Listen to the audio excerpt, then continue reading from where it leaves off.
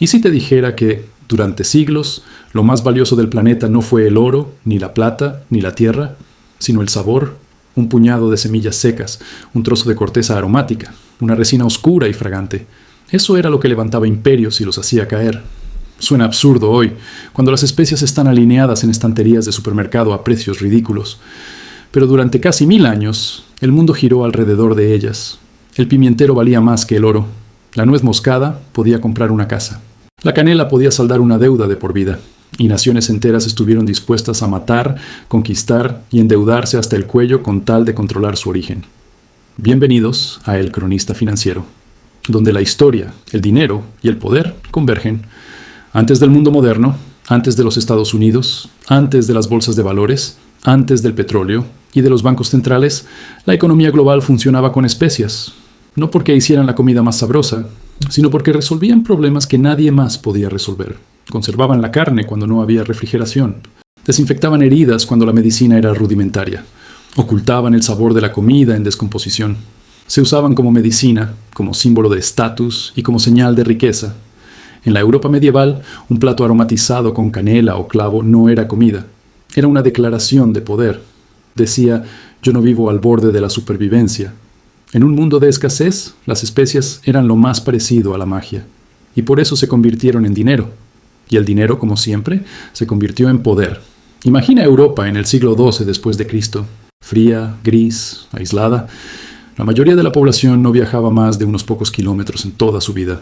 La dieta era monótona, repetitiva, deprimente, los inviernos eternos, la comida fresca, un lujo raro, la carne salada sabía a sótano húmedo, y sin embargo, las élites organizaban banquetes donde flotaban aromas exóticos, llegados de tierras que nadie podía ubicar en un mapa. Especias traídas por comerciantes que cruzaban desiertos, montañas y mares. Una sola libra de pimienta podía comprarte ganado. Un pequeño saco de azafrán podía intercambiarse por armas. No eran caprichos, eran activos financieros. Y Europa los quería, a cualquier precio. El problema era cómo conseguirlos, porque las especias no crecían en Europa. Venían de los márgenes del mundo conocido. La costa de Malabar en la India, las islas Banda en Indonesia, las montañas de Sri Lanka, las selvas del sudeste asiático. Para llegar a una mesa europea, una especia pasaba por una cadena de intermediarios tan sofisticada como opaca. Comerciantes indios las vendían a intermediarios árabes. Estos las trasladaban a puertos egipcios. De allí pasaban a manos de mercaderes italianos, especialmente venecianos. Cada eslabón añadía margen. Cada uno protegía su información como un secreto de Estado. Cuanto más lejos estaba la especia de su origen, más mitos se inventaban para justificar su precio. Se decía que la canela crecía en nidos de aves gigantes custodiadas por monstruos, que la nuez moscada venía de islas rodeadas de dragones, que el pimientero crecía en bosques tan peligrosos que había que incendiarlos, ennegreciendo los granos. No eran cuentos ingenuos. Eran campañas de desinformación, propaganda comercial medieval para mantener el monopolio. Y al final de esa cadena estaba Venecia, una ciudad que no producía especias, pero que entendió algo fundamental sobre dinero y poder. No hace falta controlar el origen si controlas el cuello de botella. En el siglo XIII, después de Cristo, Venecia había construido un casi monopolio sobre la entrada de especias a Europa. Sus mercaderes eran los primeros manipuladores de precios a gran escala. Almacenaban pimienta para crear escasez, liberaban cargamentos cuando el precio era máximo, financiaban guerras y palacios con márgenes comerciales obscenos. Venecia se convirtió en una potencia no por la tierra que poseía, sino por los flujos que controlaba. Logística antes que agricultura. Un modelo que hoy siguen grandes corporaciones tecnológicas y financieras. Pero todo monopolio genera desesperación. Cuanto más apretaba Venecia, más Europa buscaba una salida. Y ahí la historia gira hacia el oeste. No por espíritu aventurero, no por amor al descubrimiento. Europa salió al Atlántico por una razón muy concreta: romper el monopolio de las especias. Cristóbal Colón no cruzó el océano buscando un nuevo continente. Creía que llegaría a Asia, a la tierra de la pimienta, navegando hacia el oeste. Se equivocó, pero su error cambió la historia. Vasco da Gama rodeó África no para explorar, sino para saltarse a los intermediarios árabes. Magallanes dio la vuelta al mundo porque España necesitaba su propia ruta a las islas de las especias. Cada viaje de la llamada Era de los Descubrimientos fue, en realidad, una jugada financiera. Primero el beneficio, luego el imperio. La geografía siempre siguió al dinero, y cuando Europa llegó a América, ocurrió algo inesperado. El mundo descubrió una segunda revolución de especias. El ají, desconocido en Asia antes de 1492, se expandió a una velocidad brutal. En pocas décadas transformó la cocina india, china y coreana. La vainilla, un tesoro mesoamericano, se convirtió en uno de los productos más valiosos de Europa. El cacao, que en los mercados aztecas funcionaba como dinero, pasó a ser bebida de élite. La pimienta de Jamaica se volvió un conservante y medicamento codiciado. De pronto, el Nuevo Mundo dejó de ser una curiosidad. Se convirtió en un motor económico. Ese fue el verdadero inicio de la globalización. Cuando los productos de América se fusionaron con las rutas de Afroeurasia, el planeta quedó atrapado en una sola economía interdependiente. Pero para entender por qué esto fue tan disruptivo, hay que volver atrás.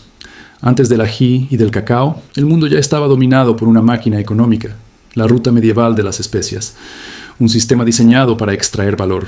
Los productores ganaban migajas, los intermediarios acumulaban fortunas, y Venecia construía un imperio sin una sola plantación. La ruta de las especias fue la primera cadena de suministro global real. Cada paso estaba pensado para maximizar ganancias y proteger el poder. Desde la India hasta el Mar Rojo, desde Egipto hasta los puertos italianos. Y el secreto no estaba en la distancia, sino en los puntos de estrangulamiento. Quien controlaba un estrecho, un puerto o un canal, controlaba la riqueza. Los comerciantes árabes dominaron el Océano Índico porque entendieron los monzones y los puertos clave. Venecia dominó Europa porque controló el Adriático y negoció privilegios exclusivos con Egipto. No importaba su tamaño, importaba su posición. Como toda estructura cerrada, el sistema se volvió vulnerable. A finales del siglo XV después de Cristo, Portugal decidió romperlo. No buscaban gloria, buscaban pimienta. Era el producto más comercializado de Europa y el más rentable. Si podían comprarla directamente en origen, podían reescribir el equilibrio de poder. Cuando Vasco da Gama llegó a Calicut en 1498, descubrió algo humillante para Europa. Las especias no eran raras, no estaban custodiadas por monstruos. Estaban apiladas en almacenes y se vendían a precios bajos. La escasez era una ilusión creada por el sistema. Portugal respondió como responden los imperios, con violencia. Bloqueó puertos, bombardeó ciudades, impuso impuestos forzosos, militarizó el comercio, convirtió el Océano Índico en un mercado vigilado. Pero Portugal no tenía tamaño suficiente. Y entonces aparecieron los holandeses, pequeños, pragmáticos, despiadados. En 1602 fundaron la Compañía Holandesa de las Indias Orientales, una corporación con accionistas, dividendos y permiso para hacer la guerra. Podía firmar tratados, acuñar moneda y ejecutar personas. Fue la primera multinacional moderna, y su modelo era simple, monopolio total. Su objetivo fueron las Islas Banda, único lugar del mundo donde crecía la nuez moscada. La solución fue el exterminio y la esclavitud. Luego, control absoluto de cada árbol, cada semilla, cada envío. Esto no era comercio, era extracción, y convirtió a Ámsterdam en el centro financiero global. Aquí nacen las finanzas modernas, acciones, bolsas, capital global, todo alimentado por especias y sangre. Inglaterra aprendió rápido. Su Compañía de las Indias Orientales replicó el modelo. Conquistó Bengala, manipuló gobernantes, usó ejércitos privados, acabó teniendo más tropas que la corona británica. El comercio dejó de servir al Estado. El Estado pasó a servir al comercio. Este sistema creó algo más grande, la infraestructura para explotar cualquier recurso. Y cuando eso ocurrió, el mundo escaló el modelo. En el siglo XVIII, el azúcar tomó el relevo. Adicción masiva, demanda infinita, beneficios rápidos. El Caribe y Brasil se convirtieron en fábricas, mano de obra forzada, plantaciones industriales, fortunas colosales, bancos, seguros, puertos, deuda pública. Aquí se construye el sistema financiero global moderno. América se convirtió en el eje.